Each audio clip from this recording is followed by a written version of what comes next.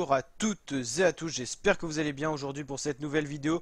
On se retrouve sur l'étape 2 de la Vuelta 2019. Après le résumé que vous avez eu disponible sur ma chaîne YouTube, après les différentes attaques mises sous forme de vidéos sur ma chaîne YouTube, on va s'attarder sur d'autres vidéos, sur d'autres photos, sur tout ce qui s'est passé lors de cette étape 2 de la Vuelta 2019. Donc si vous n'avez pas pu la visionner, n'hésitez pas à aller voir mon résumé. Et cette vidéo aussi sera un petit complément pour parler un peu de cette étape 2 qui a été totalement folle. Alors on avait une étape plutôt de type accidenté aujourd'hui avec quelques bosses au programme, deux bosses dans la première partie de la course, une bosse un peu plus loin, mais cette bosse là elle était à 25 km de l'arrivée, 3 km à 9% de moyenne avec des passages à 16-17% et des passages des fois un peu plus roulants.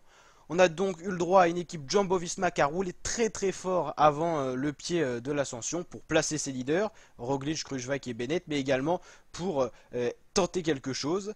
Et les échappés ont donc payé le prix, ils ont été rattrapés avant cette difficulté et ça a attaqué de partout lors de cette difficulté. On a eu des attaques de Pierre Latour, d'Alejandro Valverde, on s'est retrouvé très vite avec très peu de coureurs et en haut de l'ascension on n'avait plus qu'une quinzaine, une vingtaine d'éléments, que des favoris quasiment dans le peloton. Encore un sprinter, un petit sprinter pas très connu, Madrazo, d'une équipe invitée justement sur cette Vuelta. On a eu donc des attaques dans cette ascension mais jamais personne n'a réussi à prendre de champ vraiment. Après dans la descente on a eu une attaque de Pierre Latour, encore une fois de Davide Formolo, le champion d'Italie qui a été très actif pour la Boransgrohe. Et finalement on a eu un contre avec 6 coureurs qui a réussi à prendre le large. Et Miguel Angel Lopez, le maillot rouge, n'a pas réussi à suivre ce compte. Il y avait Nicolas Roche dedans, Rigoberto Urán, Nairo Quintana, Miguel Nieve, Primoz Roglic et Fabio Aru. Un contre vraiment avec du lourd, des gros coureurs qui avaient 14 secondes d'avance à 15 km de l'arrivée. Et à l'arrivée on a eu une trentaine, 35 secondes d'avance pour ces coureurs et c'est finalement Quintana qui était pas le plus rapide au sprint qui a réussi un peu à anticiper, qui a été malin, qui a attaqué à 2-3 km de l'arrivée. Ça s'est regardé derrière dans ces 5 là et finalement Quintana s'est imposé tout seul en solitaire sur cette étape. C'est totalement fantastique ce qui s'est passé, un scénario peu probable. Nicolas Roche lui endosse le maillot rouge, donc consolation pour lui qui finit deuxième grâce à ses modifications prises à l'arrivée. Il passe maillot rouge. Quintana lui est deuxième du général et tous ces coureurs là ont réussi à se replacer, surtout Roglic qui avait perdu 40 secondes sur Miguel Angel Lopez.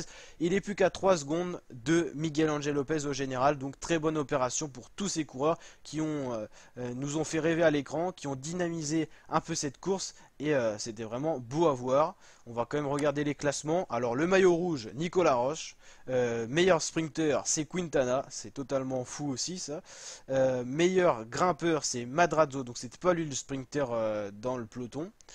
Lopez meilleur jeune, meilleure équipe Sunweb et Madrazo qui a le prix de la combativité.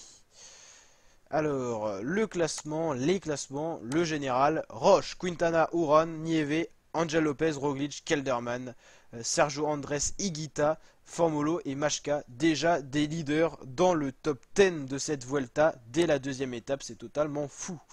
On doit avoir des coureurs déjà assez loin.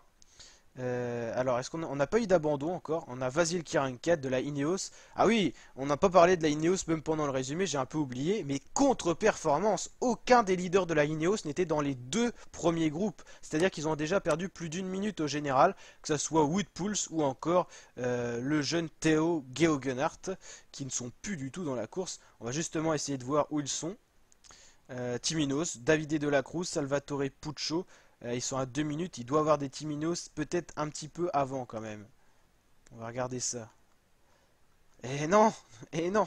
C'est-à-dire que ce sont des équipiers qui sont avant leur leader.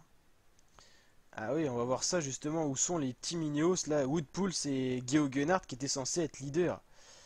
Oh là là là là. Et, à noter que Fulslang a été lâché. Aussi. Mais il l'avait dit qu'il viendrait pas pour le général. Ah oui, Geoghenaert il est déjà à plus de 10 minutes et Wout Poels 10 minutes, c'est totalement fini pour la Ineos. Peut-être Salvatore Puccio ou De la Cruz, mais sinon c'est totalement fini. Contre-performance comme ça a été sur le Giro et comme ça il est encore sur cette Vuelta. Vos réactions en commentaire, partagez en masse si ces vidéos vous plaisent. On suit en intégralité la Vuelta, je vous l'avais dit, je vous l'avais promis et j'espère que ça va vous faire rêver. Et je vous dis à très bientôt pour de nouvelles vidéos. Activez la petite cloche des notifications, abonnez-vous, likez, partagez, allez ciao la team.